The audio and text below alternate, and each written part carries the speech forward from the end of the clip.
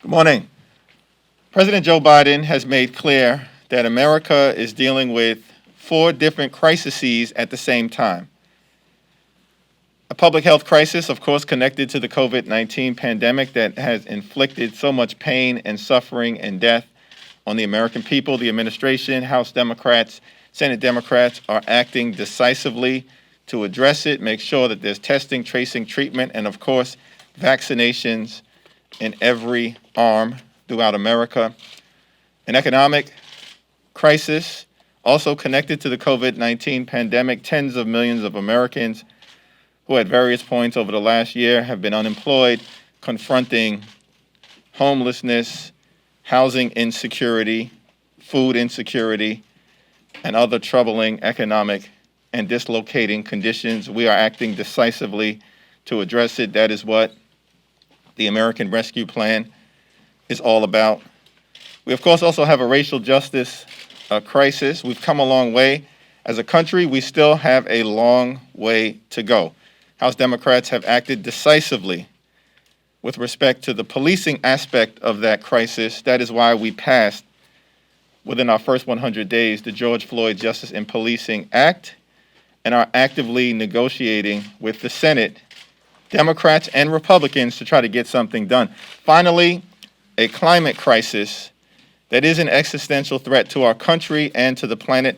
We're so thankful for the leadership of Kathy Castor, the chair of the Select Committee on the Climate Crisis, Speaker Pelosi, the entire House Democratic Caucus, working with tremendous partners in the White House and within the administration. And earlier today, we heard from two of the most extraordinary partners, former Secretary of State John Kerry, and Administrator Gina McCarthy, to brief us on the administration's plans as it relates to dealing with the climate crisis, both here at home and throughout the world. And we're looking forward to partnering with them to deal with this situation that threatens our very well-being and the future of our planet. A lot of big issues for us to confront. We're serious about our work. The other side continues to play games, even though the lives and the livelihood of the American people are at stake. Shame on them, but we're going to continue to plow forward. It's now my honor to yield to one of the distinguished co-chairs of the Democratic Policy and Communications Committee, the distinguished gentleman from the great state of Colorado, Joe Neguse.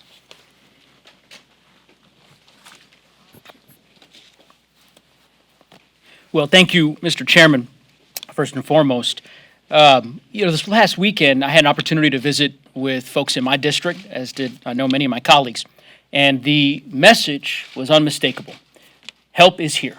The American Rescue Plan is working. The American Rescue Plan that we passed is working to get shots in arms, money in pockets, people in jobs, children in schools, and so much more. The United States, as you all know, has administered more than 209 million vaccine doses and counting. More than 84 million Americans are fully vaccinated. Soon, half of the adults in the U.S. will have received at least one dose. Those numbers represent grandparents hugging their grandchildren for the first time in months, if not years, parents going back to work, and teachers safely back in the classrooms. More than 159 million Americans have received an economic impact payment of up to $1,400 so far, and they are pumping that money back into our communities and into our local economies, helping businesses open their doors and get paychecks in workers' pockets. In fact, our economy added more than 1 million jobs just last month. And that's just the beginning.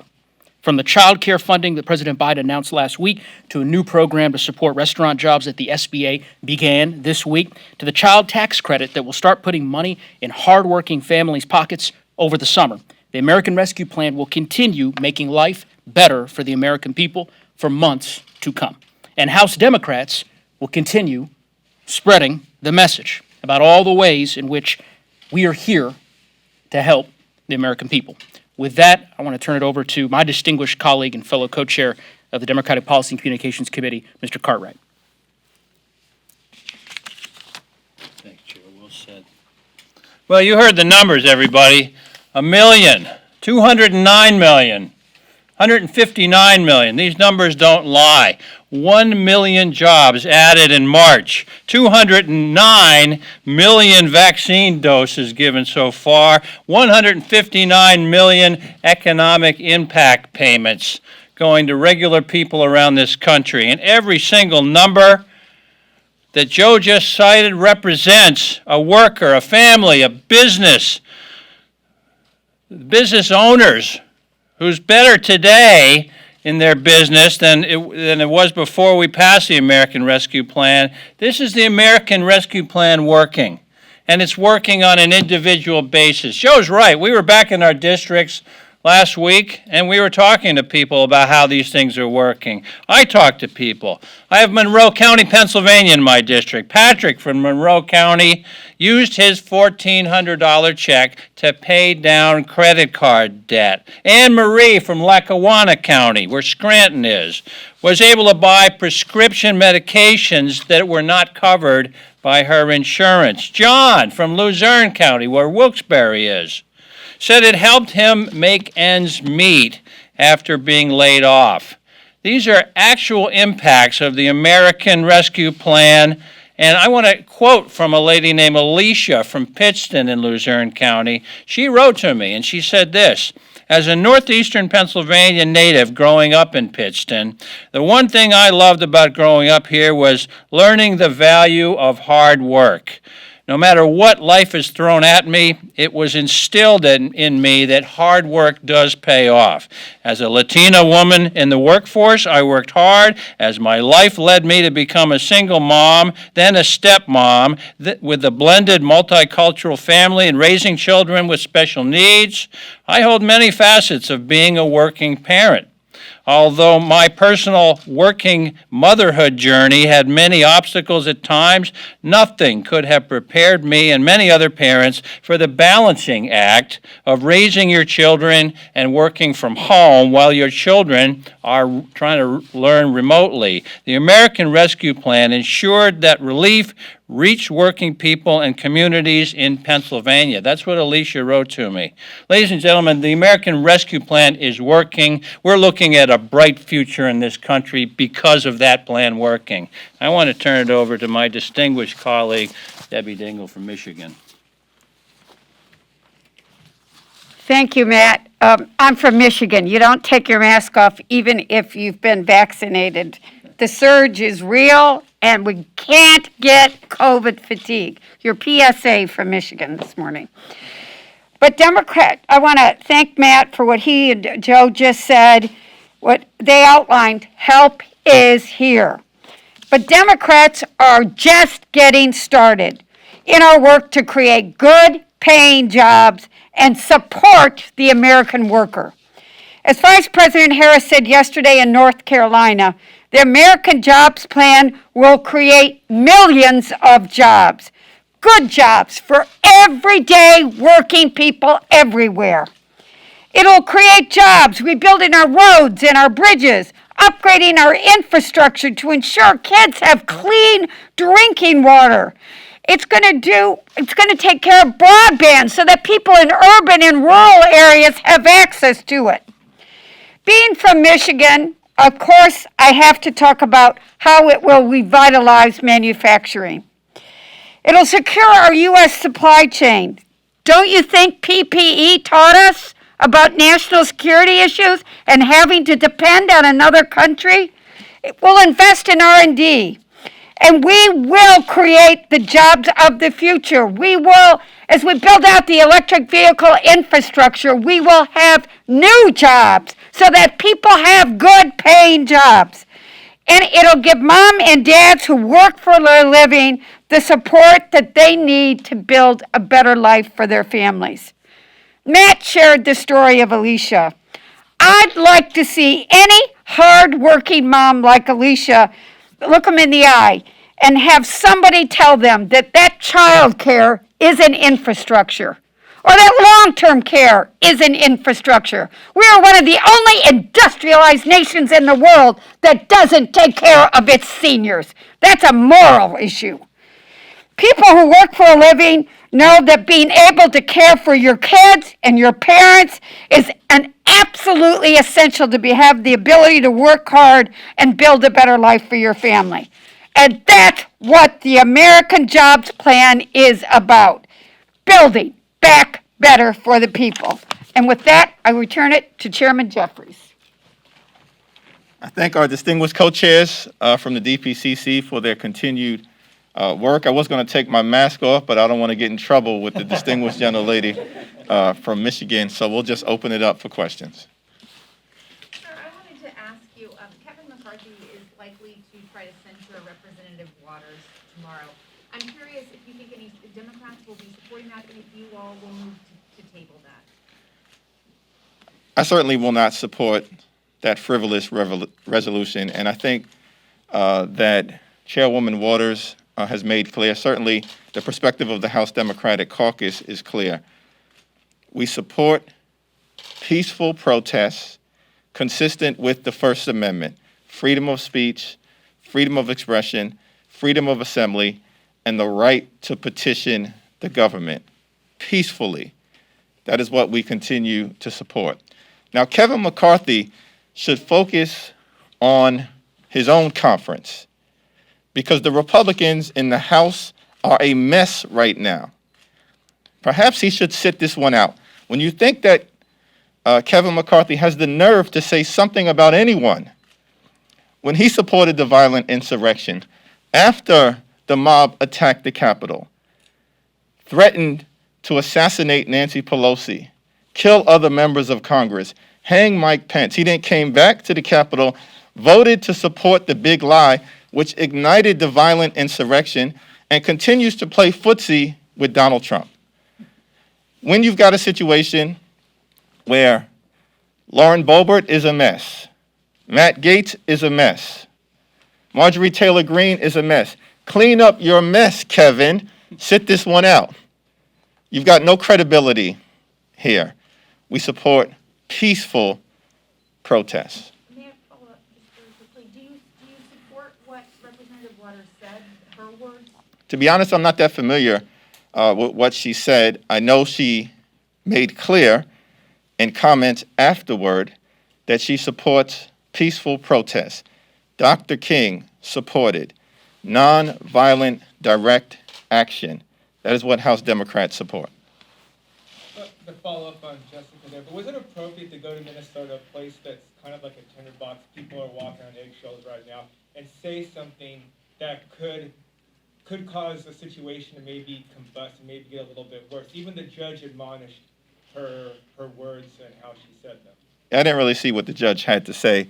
Not clear that that was even an appropriate statement by the judge, but Matt Cartwright perhaps may have something to say on this. He's one of our most august trial lawyers, as well as Joe Neguse. But, I mean, I think, listen, when I was at home this weekend, here's what I heard about.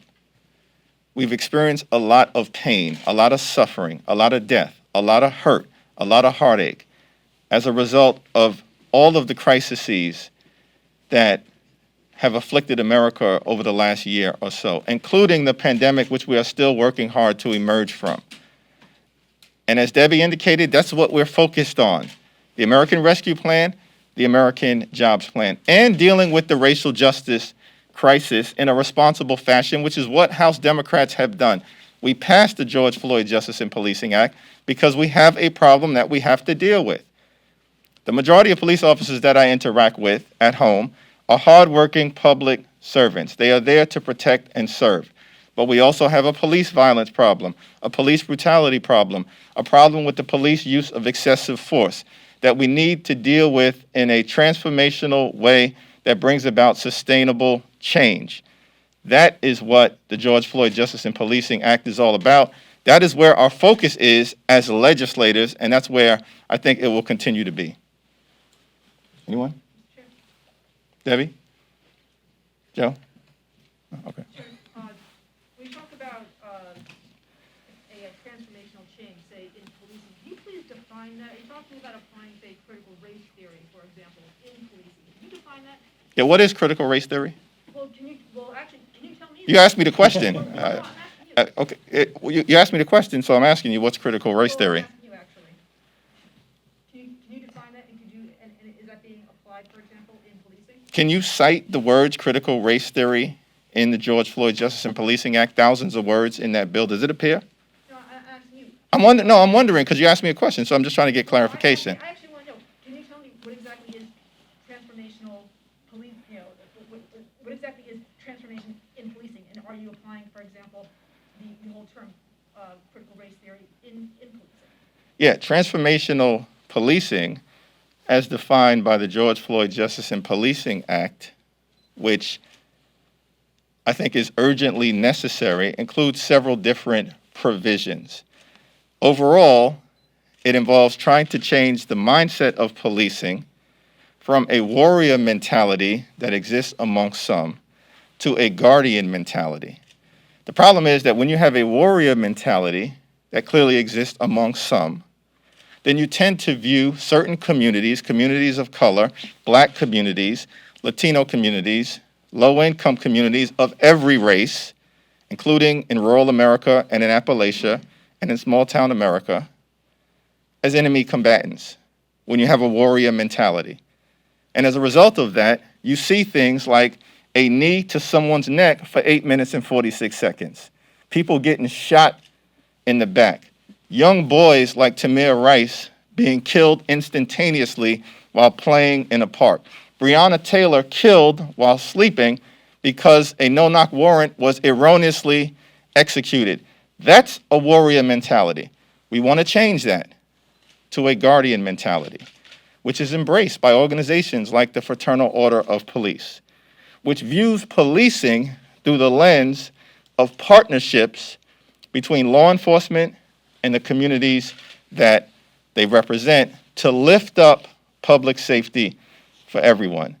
That's transformational policing. That's what the George Floyd Justice and Policing Act is all about. Mr. Chairman, one more question about Congresswoman Waters. Earlier this year, there was a push among your members of your own caucus to censure Congresswoman Green. That was set aside by the Speaker. If the Republicans move forward with the censure of Chairman Waters, do you think that should be revisited and bring back the Marjorie Taylor Greene censure resolution? No, I think we have to deal with each issue as it presents itself to us. We acted with respect to Marjorie Taylor Greene in a bipartisan way in terms of removing someone from her committees because of her reckless, unrepentant behavior.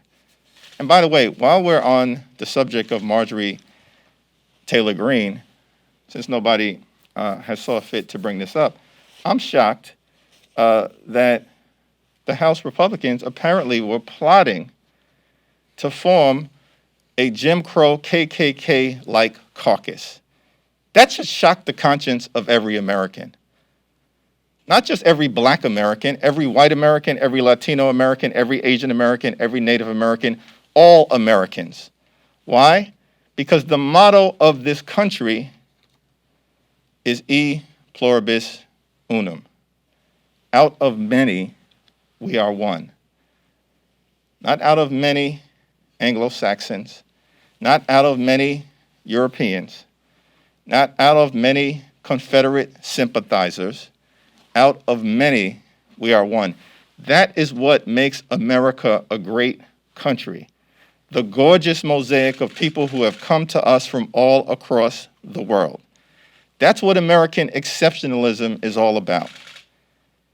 And so again, perhaps Kevin McCarthy should sit this one out because he's got zero moral standing.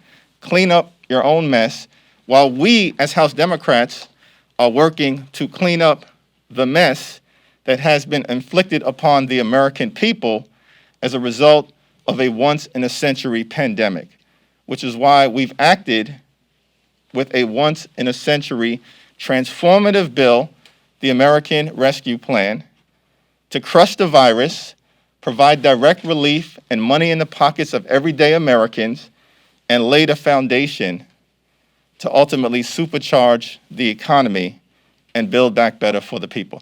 That's what House Democrats will continue to work on because that's what the American people want us to do.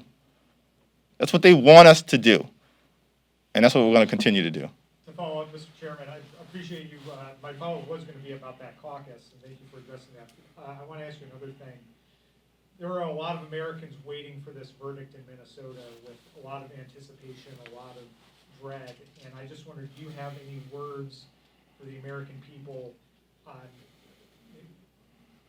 ahead of that verdict, on what is appropriate and what not be an appropriate way to react? Well, our system is not a perfect one, but it is the system of justice that we have that allows for a prosecution and a vigorous defense. We've seen both. In my humble opinion, George Floyd was murdered on that street corner in Minneapolis. I think the overwhelming majority of the American people believe that to be the case. It's my hope that the jury will return a verdict commensurate with what we've seen. And if we don't have that verdict, then we are going to continue to fight for liberty and justice for all in the appropriate way, in the democratic way, in the legislative way, in the way that is consistent with nonviolent direct action, peaceful protest embedded in the principles of the First Amendment: freedom of speech, freedom of assembly, freedom of expression, and the right to petition our government. America is not a perfect country. The framers weren't perfect, but they did promise us a march toward a more perfect union. And whatever happens in Minnesota, we as House Democrats are going to continue that long, necessary, and majestic march toward a more perfect union. Last question. Debbie. I want to comment. I am tired, and I think it is wrong in this country. Debbie, Mike. Mike. I keep my distance if you're in Michigan. I am tired of people pitting racial justice against public safety. It is a false choice. You can have both. And this is an opportunity in our country to have an uncomfortable conversation. We need to work together. I spent all day yesterday, the sheriff of Washtenaw County is a black sheriff. And we, quite frankly, during the elections, people were scared to death that the militia were going to come in and take over some of the cities. Now we have people that are very worried. They're worried about what's going to happen. Listen, I sit in classes that are taught in Washtenaw County for young black men about what to do if you are stopped by the police. We have to teach courses like that, and that should bother every single American. But I said goodbye to a hero in this Capitol last week who kept us safe, who protected democracy.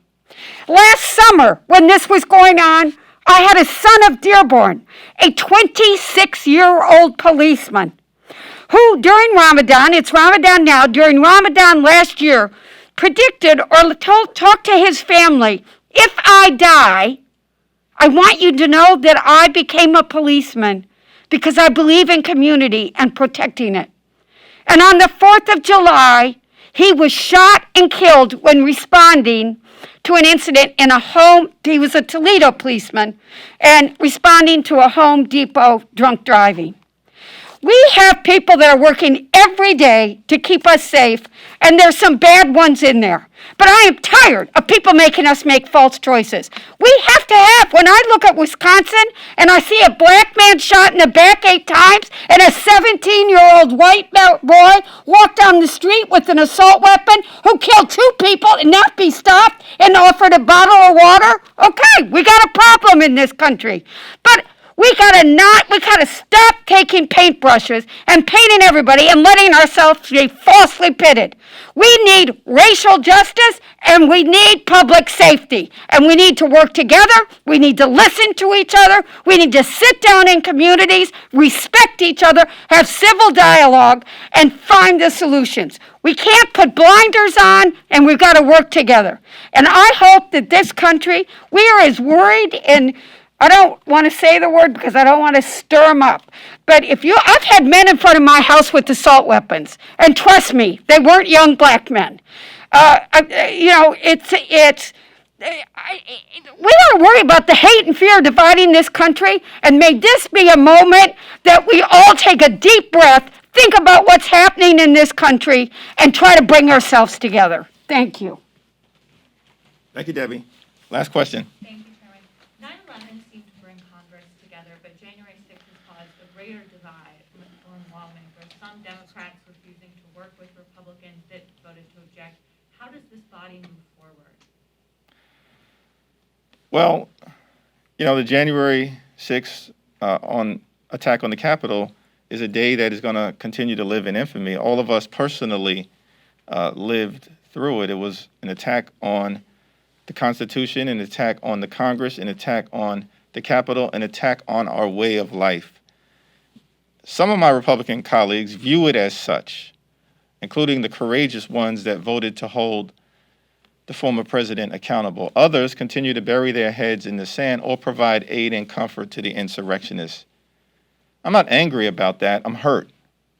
I'm saddened. I'm pained by the inability of some of my colleagues to actually come together in the aftermath of such a devastating attack on all we should be about as Americans.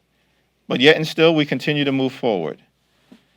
We continue to put forward bipartisan bills. The overwhelming majority of the bills that pass this chamber continue to receive strong bipartisan support from both sides of the aisle. And so we're going to continue to come together where we can, and hopefully to agree to disagree without being disagreeable when we must.